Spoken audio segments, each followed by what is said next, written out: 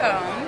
Hi, I'm Dr. Allison Hill. Hi, I'm Alane Park, and we're the mommy docs. Well, we've been in private practice together for about 12 years now, and we went to residency together.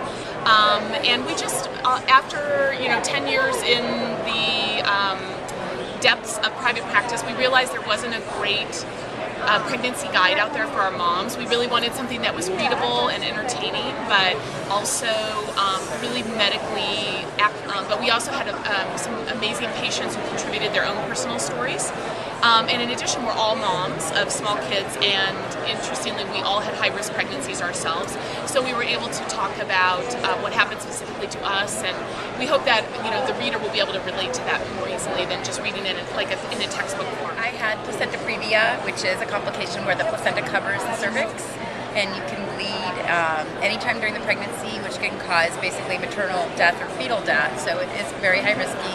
You have to be delivered by a cesarean, and that's what I did. Dr. Hill delivered my baby with Dr. Park and had a successful baby girl. My first pregnancy actually was pretty problem-free. With my second one, I developed a little chronic hypertension, and my second son stopped growing as well toward the end of the pregnancy. So you really just get to understand the patients more once you go through one of the complications you're used to seeing from a doctor's perspective.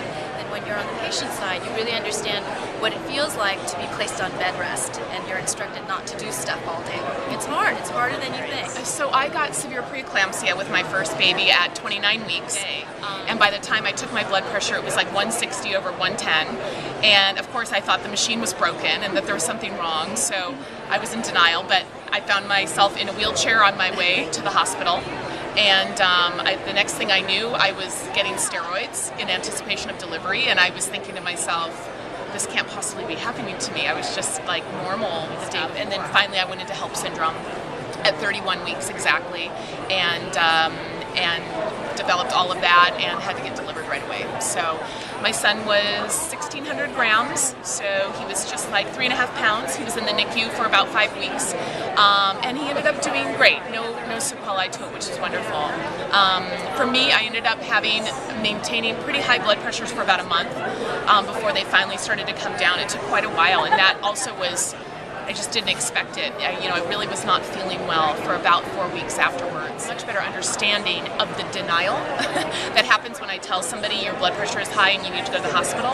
And they look at me because overall, I would say most people don't have a lot of symptoms.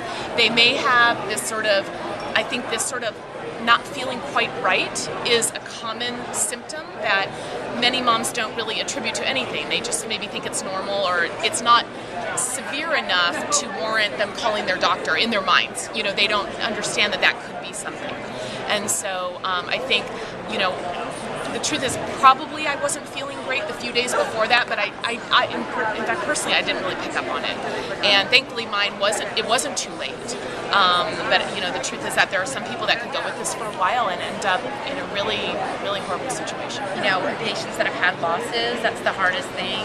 How they're strong enough to get back on the horse and go again and get through pregnancy after a baby's died. It's very, very difficult. So they're amazing people, and they're our heroines.